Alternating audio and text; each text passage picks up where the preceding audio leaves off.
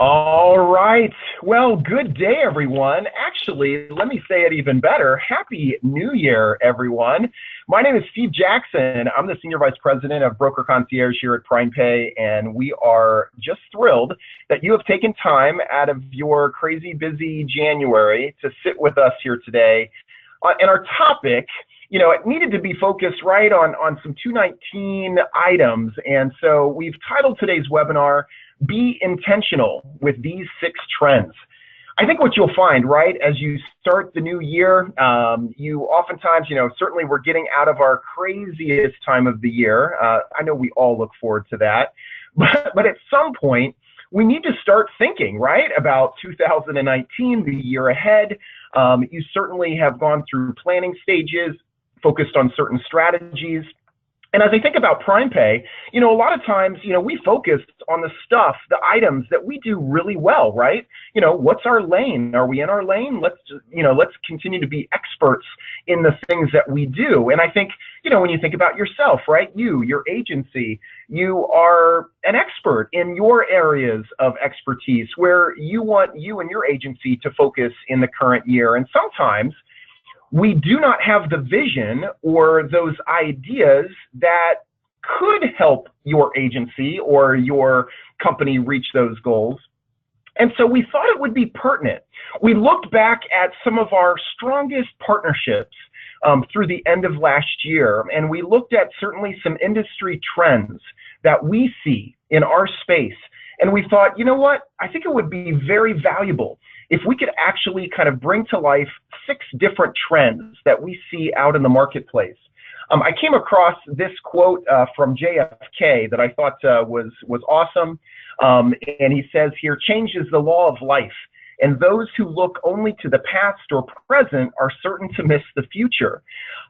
There's a lot of great quotes out there, but the object of today's webinar, and as what we've done in years past, right, with our other webinars, it's to bring to you some strong strategic ideas, some trends that we think could actually impact your agency here in 2019.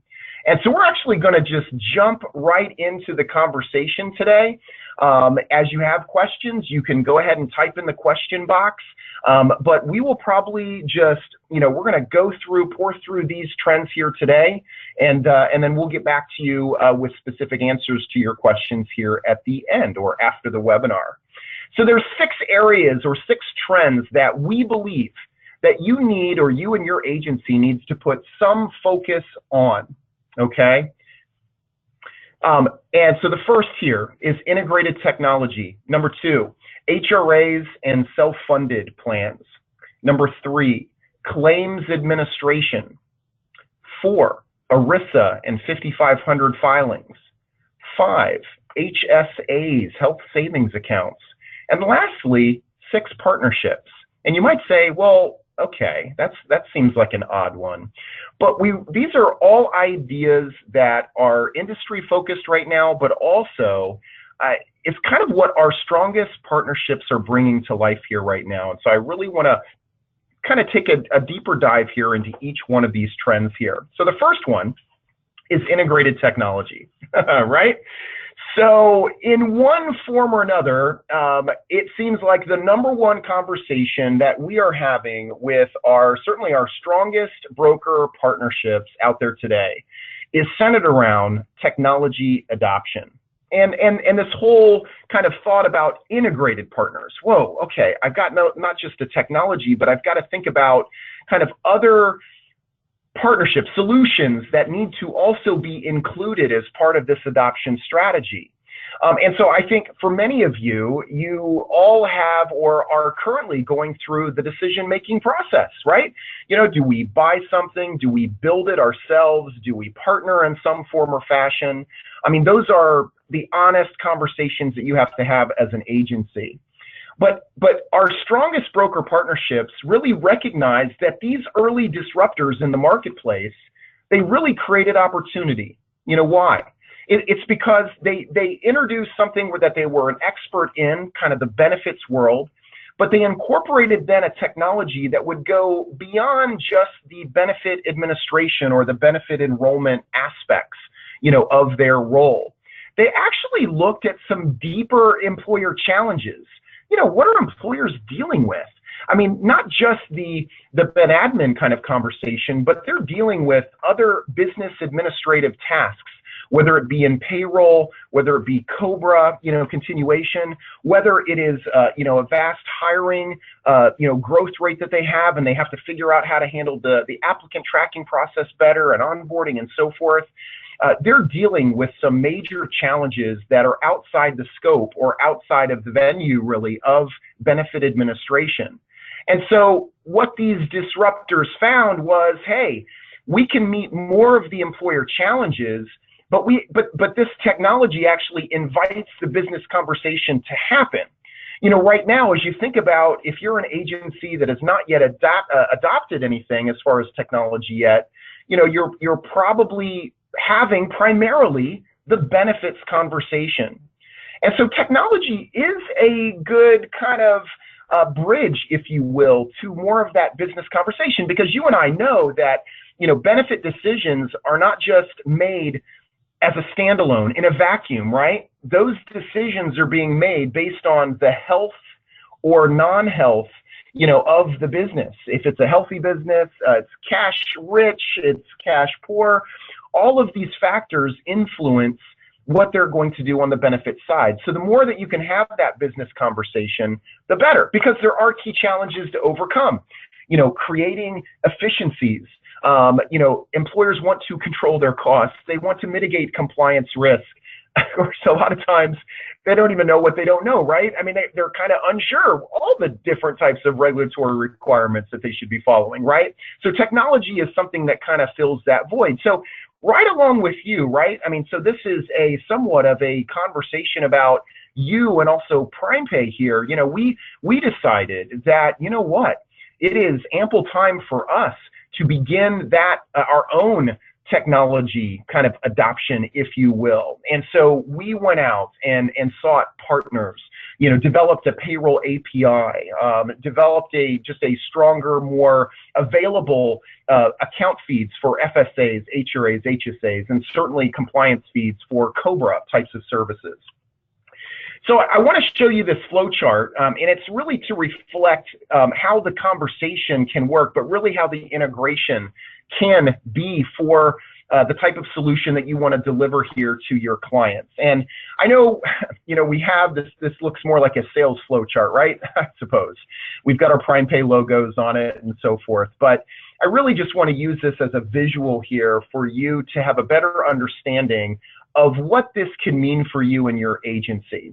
So if I were to put a check mark box here next to Benefits Administration Portal, what our strongest partners are doing is they're adopting some form of that technology, that Benefits Administration Portal, but they also are being considerate that that platform has the ability to be able to link, be connected, be integrated with the other various solutions that employers may need, right? I mean, where are new hires coming from? Where are the terms originating from? I mean, generally, they're going to be originating from payroll, right? So that conversation can quickly come up as you are, having the genesis of the conversation of your benefit admin portal with your client. Well, how are you going to get that information into this portal? What if they're an ALE? They may have ACA concerns, reporting and filing and so forth that's going to be needed. What if they have an hourly workforce? How are they going to manage that hourly workforce without a time and labor management system like time clocks and things of that nature? If they are a firm that is hiring, certainly on a regular basis, they need to be concerned about how they're handling the applicant tracking process and onboarding, and certainly when terminations occur, how the COBRA process is going to work. Or if they're a larger employer, are we able to establish EDI connections for carriers? And so the real question is, and I'm taking that check mark off, is where do you sit in this conversation? Because this trend is real. And even though there was a kind of a disruptor, if you will, this is absolutely something that is going to trend strongly into 2019. And what we find is those partners that are absolutely connecting and bringing in technology to their agency, they have a better opportunity to meet the vast, complex needs of their clients. Now, Prime Pay, we kind of are putting our money where our mouth is here, certainly today. So we spent 2018 spending more time performing integrations. And we're certainly proud to announce, and we have announced some of these here already, that we have integrations currently with Employee Navigator, with eCentral, bswift. You see there Wolf Tracks, which is a new benefits administration platform. It's also directed through brokers, and that's in the Pacific Northwest. You're going to hear a whole lot more of that here in the future. Plan Source. And then our OWL there is actually an integrated model for our claims management system through My Medical Shopper. And so we look for in 2019 to add certainly to this list. Why? Because these platforms aren't everything to everyone, right? There's going to be new ones that come, that go, and so on and so forth. Ultimately, you need to find those technology partners that are going to be the right fit for your agency, that align with your objectives, that attract the client that you ultimately are trying to align yourself with. And again, Prime Pay, thinking in the same light, we want to move where you are moving as well. So very important trend, the number one topic of conversation. It's certainly something that you need to take a serious consideration for here in 2019. HRA, so the absolute number 2 topic that will absolutely trend well into 2019 is the topic of HRAs. And I'm going to just touch on that in just a second, but there's 3 areas when we're talking about HRAs and self-funded plans. So HRAs in specific, I'll talk about some proposals here, right? Changes that are coming. I want to also just provide you the 3 top trends in plan designs. I think it's important for you to see that. What are our top partners reflecting with those plan designs? And then I do want to cover briefly, but kind of touch on the non-discrimination testing aspect of these. There's always a strong compliance check that needs to be made as HRAs are being implemented. So I want to kind of launch into the HRA, and I'm not going to go into great detail about these new proposed HRA plans, okay? We will have a separate webinar that's specific to those types of these proposals that have come out. But there was an executive order by President Trump in early fall that came out that said, hey, we need greater flexibility with HRAs. As the law came out for HRAs in 2002, there's tremendous amount of changes since then, but no greater change than when ACA and healthcare reform really kind of started to refine what an HRA can or cannot do. And so when you look at the 6, what is going to happen here, or potentially happen with the proposed rules, is that there are potentially 6 types of HRAs that will be able to be offered starting in 2020, if I can speak today. So the first 4 are the ones that you know, right? HRAs integrated with group health plan. That's your standard HRA. Due to healthcare reform, an HRA needed to be integrated with an employer-sponsored health plan, right? So that's the key. That's how HRAs are primarily utilized here today. Then you also had an accepted benefit HRA, which was just focused on dental and vision expenses only. Also, there was an accepted benefit that allowed for reimbursement for retirees only. And then, right, with the 21st Century Cures Act, the Qualified Small Employer HRA, or QSERA, was born, and that was for your groups under 50 lives, so your non-applicable large employers that did not offer a group health plan, right? And so then that employer could provide a benefit that would apply to individual medical policies or for unreimbursed medical expenses, right? So those 4 are there. We expect them, for all intents and purposes, to be there as we head into 2020, and certainly for all of 2019. Then we come to the new proposals. And so this was brought out by the 3 agencies.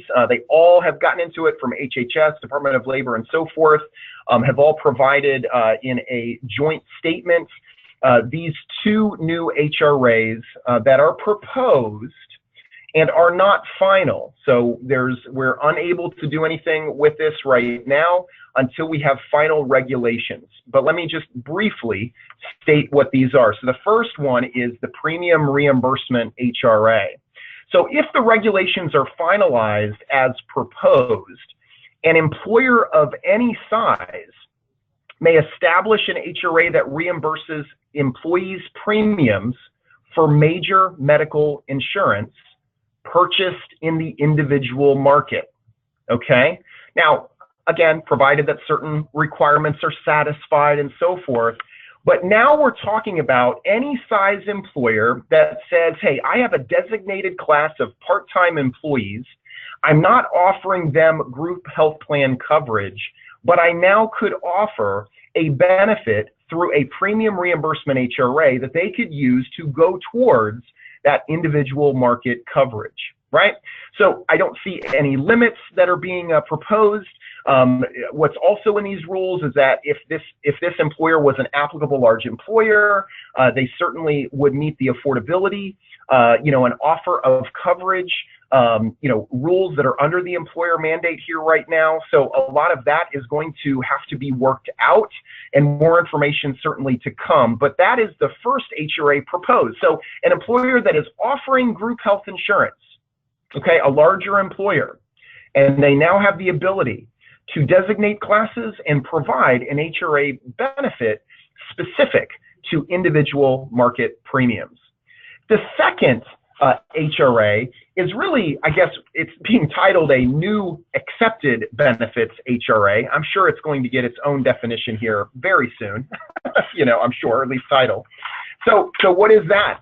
The accepted benefit HRA, it is a non-integrated HRA. Okay, you do as an employer have to offer health benefits, but this benefit would be to go towards unreimbursed qualified medical expenses. It could also go towards COBRA premiums, short-term limited duration insurance, okay, and then accepted benefit premiums like dental and vision, things of that nature, okay? Now this has a cap. This has a cap of $1,800. So in this particular example, the employee must be offered group medical coverage, okay, from that employer, but would be given the option, the capability to be able to use this new accepted benefit HRA for any of their unreimbursed medical expenses. Again, each of these six are employer-funded dollars, right? 100% employer-funded. And it will be interesting to see how these new proposed HRAs, how the final regulations, where they reside. We do expect this, though, to come by late spring, early summer at the latest, because plans could become effective as far as of January 1st, 2020. So 3 trends. I want to cover kind of these 3 trends that we see here with HRAs. These are what we see with some of, again, kind of our key broker partners out in the marketplace. Some of these I have talked about before, but these are top 3 plan designs that we're seeing, and they do vary based on different regions of the country to some degree. The post-deductible HRA with HSA, what we continue to find is that employers are adopting at a very quick rate high deductible health plans that qualify for HSAs. And in so doing, these are higher deductible plans, right? And so financial burden is going to be on the employee on those high deductibles.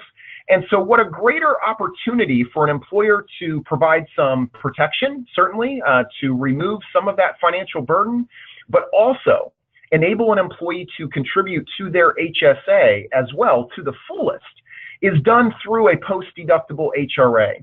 And we are seeing these, this particular plan design, actually in a lot of different areas throughout the country. The other, and I do provide an example, I'm not going to go through that example here today as I give some of those bullets there on that particular plan design. The next one is copay replacement, and we are seeing this a lot where an employer is shifting their copayments on their plan from a certain lower level to a higher level, so from $40 to $60 or whatever that copay structure may be. And by doing that, they see a reduction, a discount in the premiums. but then establish an HRA as a replacement, so that way they could either keep the employee constant, with their previous copay, so on and so forth. Each one of these is a little different. It's very much a snowflake because every plan design is a little different. We see this in a lot of union plans, but copay replacement is becoming a very large plan design. And then lastly is the percentage split HRA. Clearly, there is that with the higher deductibles, the larger deductible amounts, employers are trying to engage the employee, keep them active at least, right? The skin in the game, so to speak, that concept. And to best do that, but also to manage their financial burden, employers are establishing the percentage split HRA, where the employer has agreed from $1 to cover a percentage of those expenses, 90%, 80%, 50%, right? So that can vary based on, the overall direction and need, of the plan. But each of these are working in conjunction as well with maybe another pre-tax benefit account with percentage split. It works really well with an HRA and an FSA, because with one debit card swipe, money can go into the FSA, money can go into the HRA. Does make it easy for that participant. So those are three top trends. These are trends that you should be having some conversations with, right? As you're designing these plans for your employers. We developed here a path to success. As we looked at some of our key partnerships, we also noticed that they do something different as it relates to their HRA plan recommendations.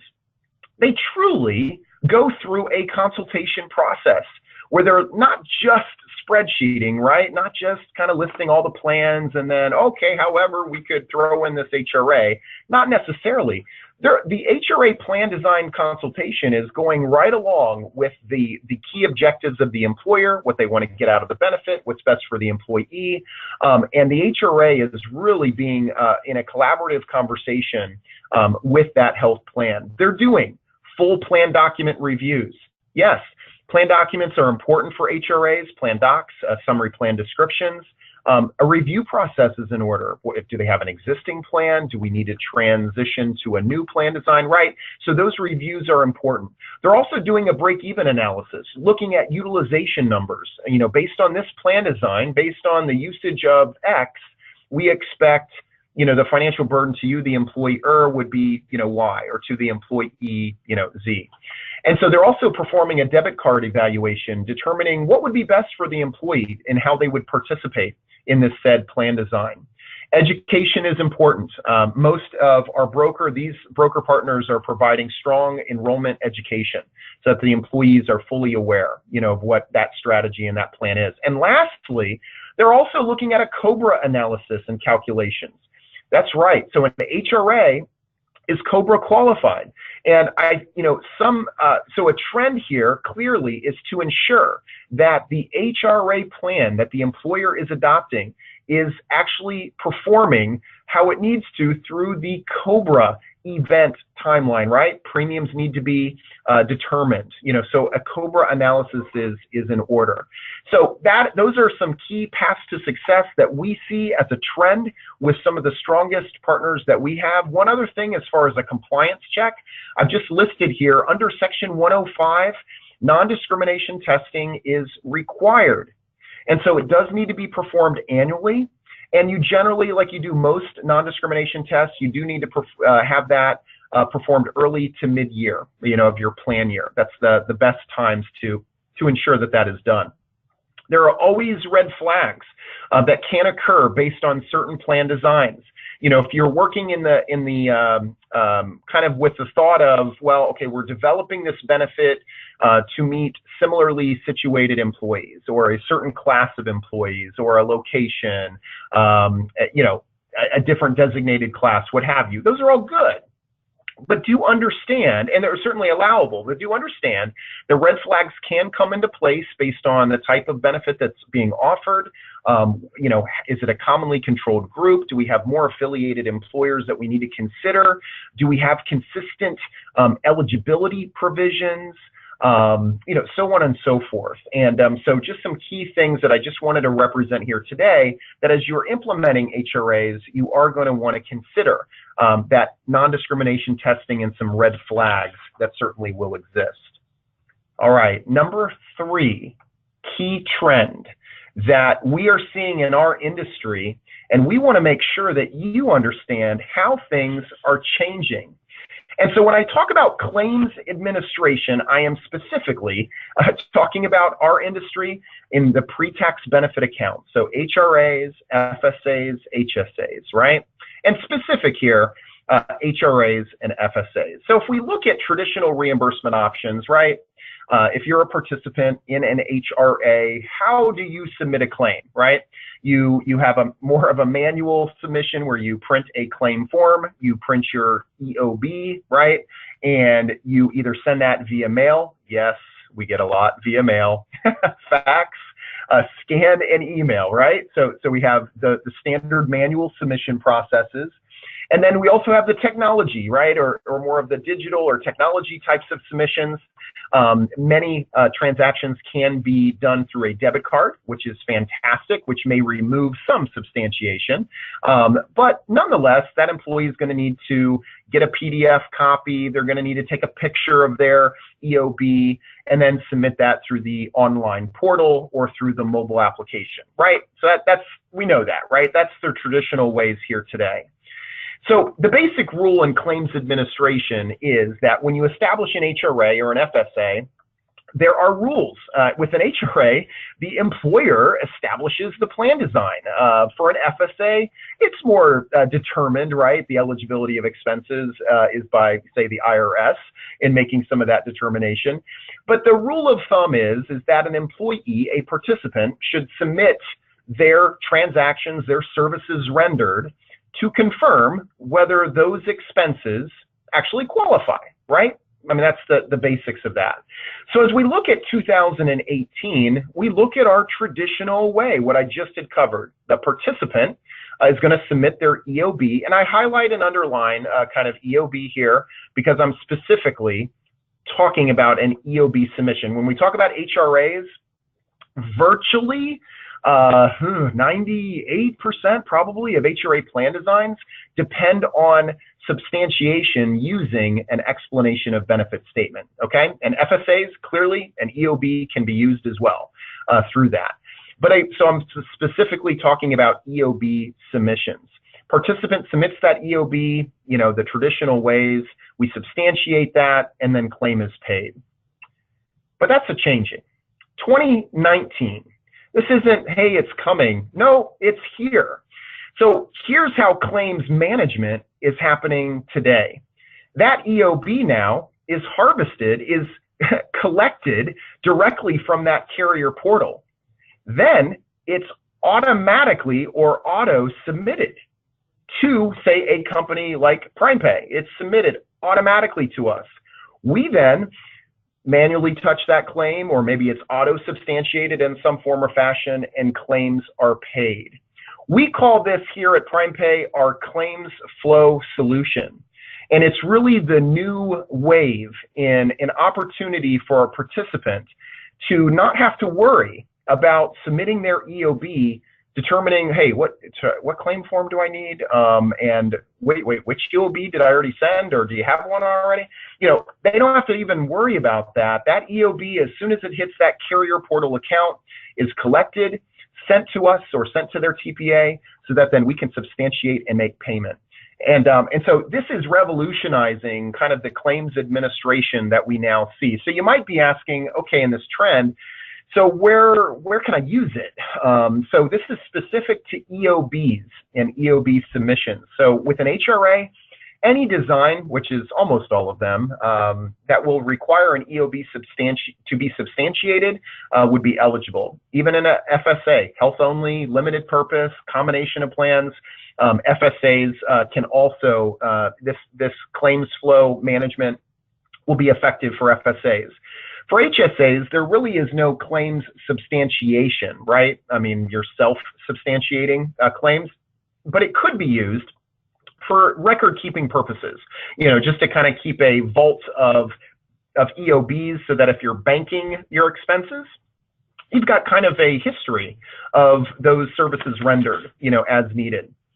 So there are some clear advantages with this trend in utilizing claims flow or this new claims management technology, and certainly not going through all of these. But as an employer, you think about data integrity, you think about increasing plan adoption, you think about reduction in HR support, right? They're getting questions quite often in regard to, hey, I need to submit something to Prime Pay. What do I need to do now? That's going to be automatic for them. From an employee, it absolutely will improve engagement, adoption. It is going to make it easy, and actually see reimbursements even faster, because they no longer need to, an employee generally doesn't just submit their EOB at the time it hits into their portal, right? Usually they're thinking about it when they receive an invoice from their provider, right? So this makes deposits faster. And for you, the broker, we truly think that this will help increase new conversation and new opportunities, and certainly help you in the reduction of support of this particular plan as well.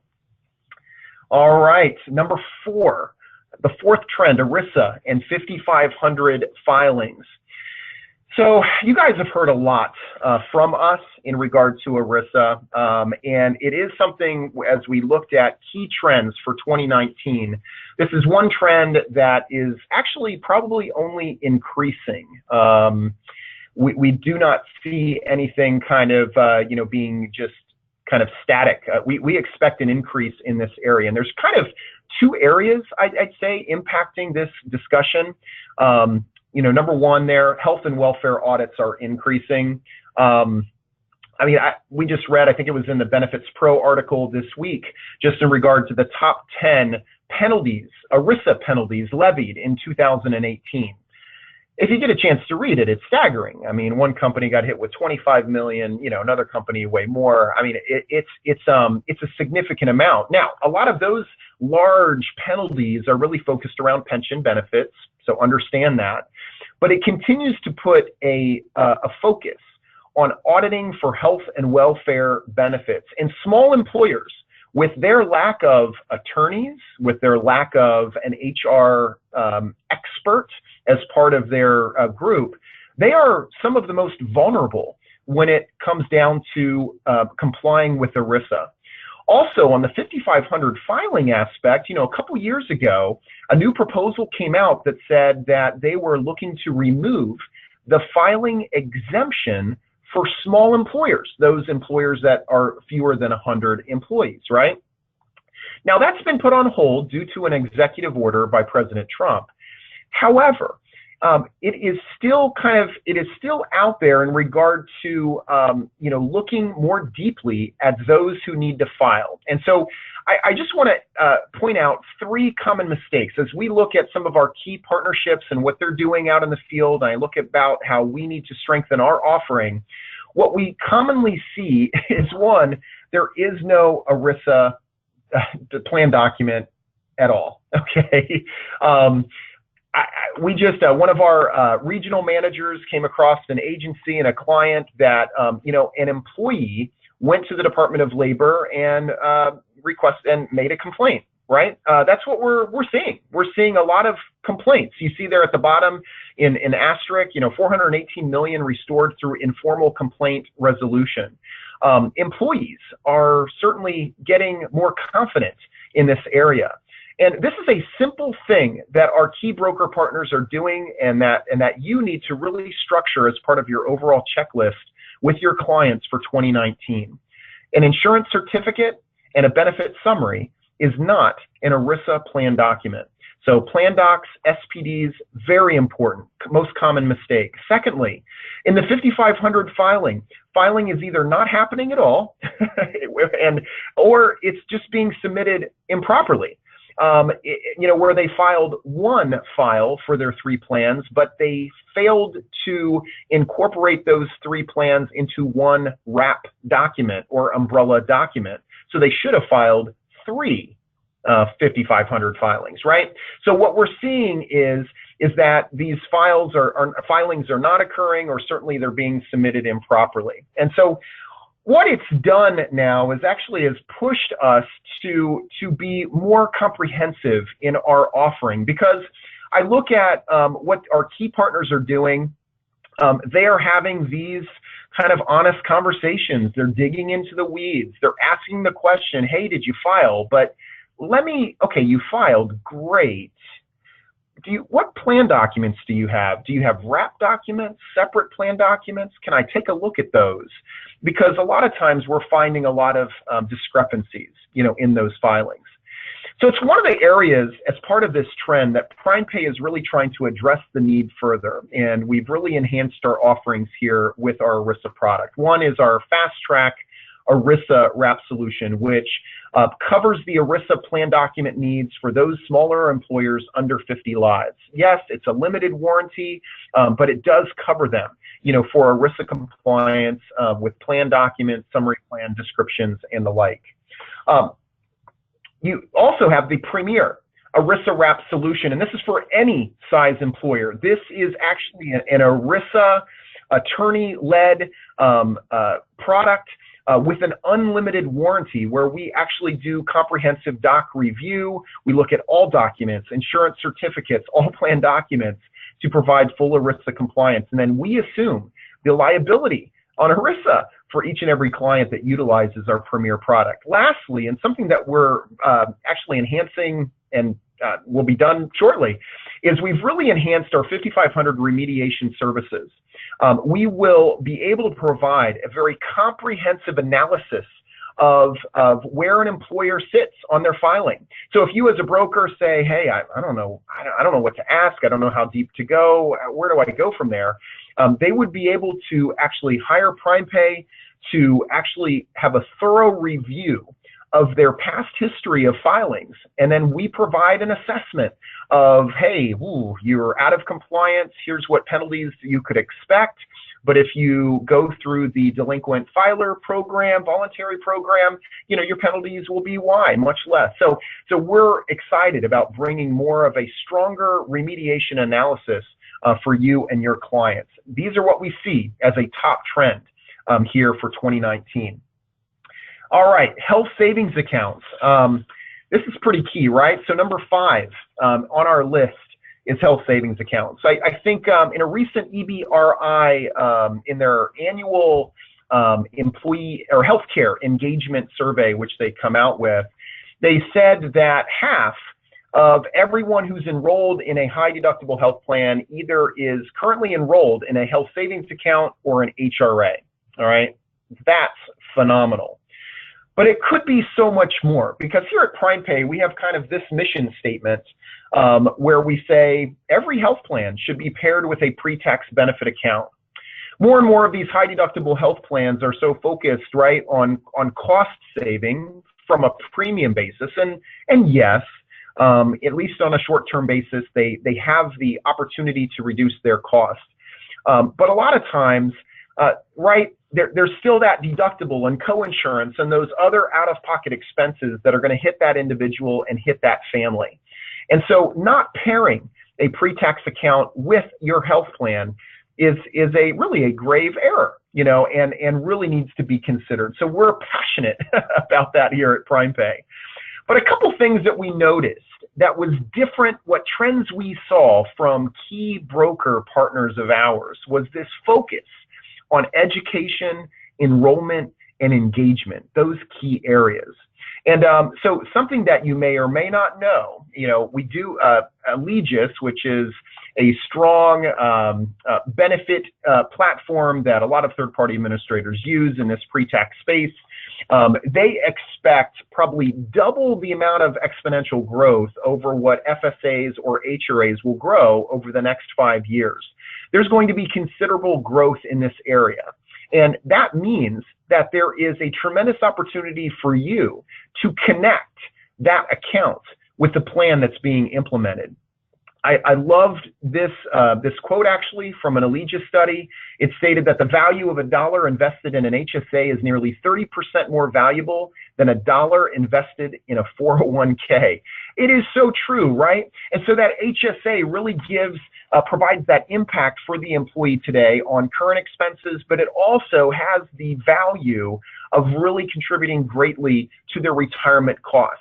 I mean, you probably have seen several articles that have come out here recently that says an employee should not put their first dollar in a 401k. They should put their first dollar into an HSA and max it out, because there's greater value in that HSA than in that 401k. So some key things that we see as part of this trend, employers who are adopting an HSA qualified plan are not obligated, they're not required under federal law to also pick a bank, right? A trustee, a custodian for their employees. But our best broker relationships are not just sweeping that under the rug. They're actually providing direction. I have seen too many times where an employer has adopted an HSA qualified plan, said, okay, go find your bank. And guess what happens, right? That employee goes to their local bank and finds out, which happens in many cases, that that bank is not an HSA custodian, cannot offer HSA accounts. And so what is that employee going to do? Are they going to go on Google and spend some time, an hour or more, figuring out which account is going to be best for them? So the directive from the employer and guidance from the broker, I think, is a key path to success that you're going to need to differentiate yourself here in 2019. You need to provide the choices. Employers are ultimately looking for transparency. I mean, at least those that care, they want to know how many employees have opened up account, who's funding their account. I mean, let's get at least some insight, some direction, some statistics, metrics on how this is working or not working. For those employees who have not opened up an account, it gives that HR person the ability to reach out, and talk to them about that and how it might be necessary or important for them to do so. Employers are looking for flexible funding options. They are indeed looking still, though, for the education. Very, very important. Our best brokers are providing that education, a huge trend. And then lastly is not just the education, right, but it's the help or the support of establishing the accounts. Okay, so some key compliance checks items that as you're adopting HSAs, as you're implementing them with your clients, 3 things that I want you to look at. 1, remember this: when an employer, at least for the first time, or it's a good double check, if they have HSAs being contributed, HSA monies being contributed with pre-tax dollars, they are going to need to amend their Section 125 plan. Okay. Secondly, again, it's a Section 125 plan, so they're going to need to perform their annual non-discrimination test.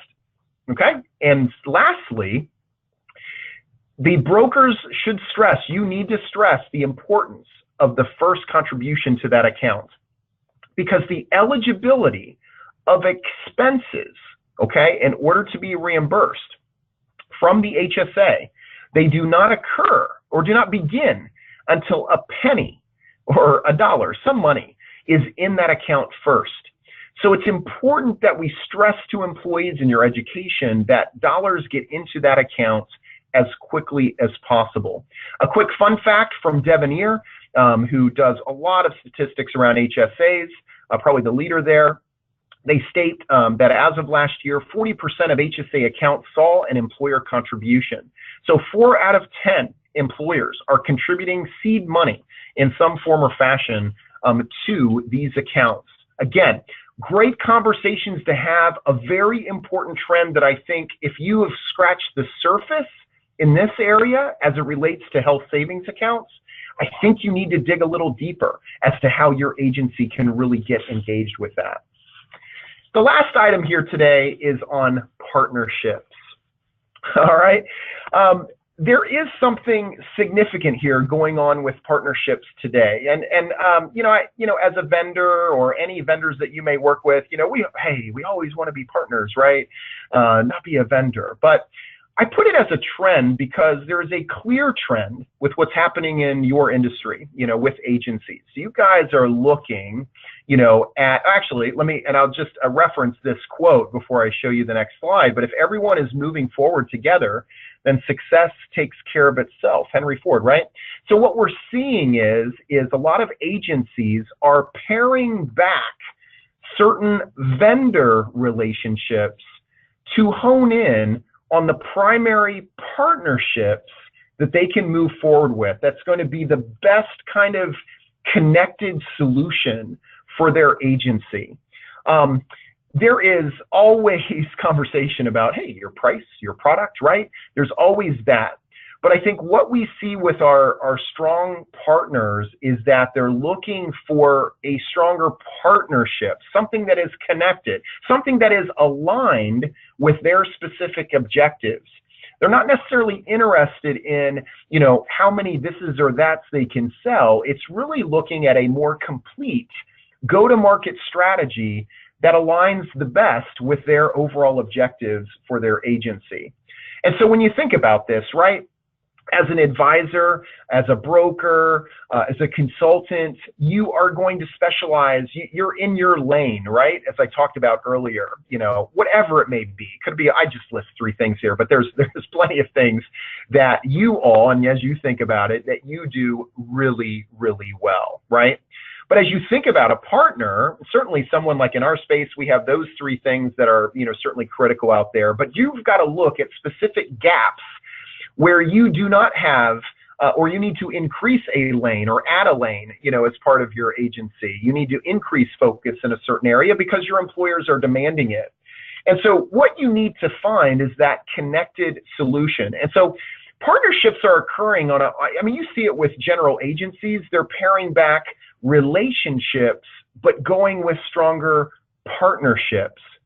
If you are just having a relationship right now, you need to consider stronger partners that will be more equally aligned with the objectives that you want to reach here for 2019.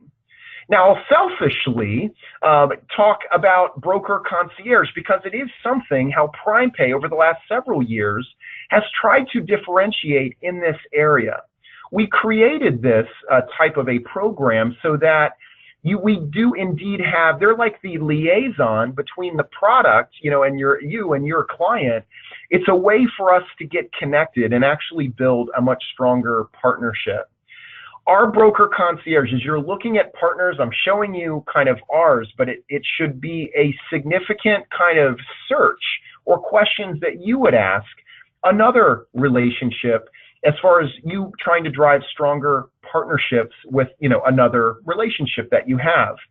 Our Broker Concierge program is really centered around a dedicated team. We're proud to say that 100% of our regional managers, so those that are in our benefit and compliance product specific, our specialist roles, that 100% of them are certified in flexible compensation. Every single one on my team is considered that expert. So you have this dedicated team of expertise, but it goes well beyond that, right? In order for you to meet your objectives and get aligned for 2019, you need additional resources. So with Broker Concierge, we're able to give you actually Salesforce, a broker portal that you can actually utilize to gain greater transparency with the clients that you have here with PrimePay. We have a tremendous amount of enrichment tools, resources, continuing education for you and your account managers and other producers in your agency. Also client-based webinars, other marketing types of resources that are there to really match what you ultimately are trying to do to reach more clients or to meet your objective for this year, right? As you look at partnerships, what we also see in our strong partnerships is this commitment. And so I'm sharing you our purpose, but make sure as you're looking at this specific trend of developing stronger partnerships that you're finding or gaining a commitment from that organization. I'm showing you our commitment, our purpose here at Broker Concierge. But our goal is that not just taking our product, right, But as we look at your goals and aligning ourselves with your objectives, we want to ensure that we're able to better neutralize your competitive threats. We want to help increase your net new revenues. We want to blow out your retention numbers. We want to strengthen client relationships. We want greater client dependency on you, right? I mean, they're gonna stay with you longer, stickiness, right? But then lastly, as you think about these 6 trends, the goal, right, is to meet the various onerous, complex employer demands. These trends, these specific, I mean, maybe one of these kind of catches your eye and you go, wow, okay, 2019, I really want to focus there. I think this is an area that I can incorporate as part of my overall strategy. There might be 3, there might be all 6, who knows, right? But at the end of the day, you have a client that you're trying to support. And so partnerships is going to be at least a key area that you can take a hold of and be able to actually drive more in the area of your objectives and key commitments that you have made, as an agency. So I hope that you have gotten a lot out of these 6 trends. You'll see a couple words that I used in my title, and I listed here on my final slide. It says, be intentional. There was a quote from David Duquesne, is his name, and his quote is this: guard your time fiercely, be generous with it, but be intentional about it. We all have very little time. We might look at these 6 trends and go, oh, holy cow, Steve, I mean, I can do 3 of those. I don't have time, right? But so you do have to guard your time fiercely, but you do want to be intentional with one or several of these key trends here in 2019. And if you'd like to learn more specifically about any one of these, you can reach out directly to our Broker Concierge, our partner program. All of our information is there. We'd be happy to connect you with our product managers, our regional managers, to talk more about specific strategies in these areas. So I hope you gather just some little nuggets here from today's webinar. So here's some things to look for.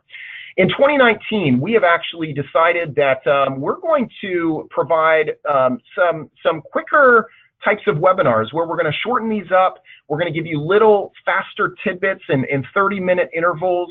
We're going to be talking about key topics so that you can really digest them in a shorter amount of time. So many of you have just loved my hour-long webinars. No, maybe not. But so in 2019, we really plan on shortening these webinars, looking at 30 minutes to certainly no more than 45 minutes, because we know you value your time. And our next webinar that we are bringing out here in February will be centered around 5,500 filing remediation and what can be done. How could you have a conversation with your client specifically about managing 5,500 filings, right? It doesn't apply to every employer, but these are great conversation starters to have. And the result can actually be very, very good, actually, for you, and sometimes actually very much for the client as well. We also are going to have several guest panel webinars this year that's already planned. So look forward to invitations coming shortly on our next webinar that will be starting here in February. And we so much value you all as partners. If you've not looked at PrimePay lately, we'd love for you to consider us, and please reach out to our Broker Concierge Partner Program to learn more. So with that, that will conclude our webinar. Look for an email follow-up of the presentation to you here in a couple days. So have a great day. Happy New Year, everyone. We'll see you soon.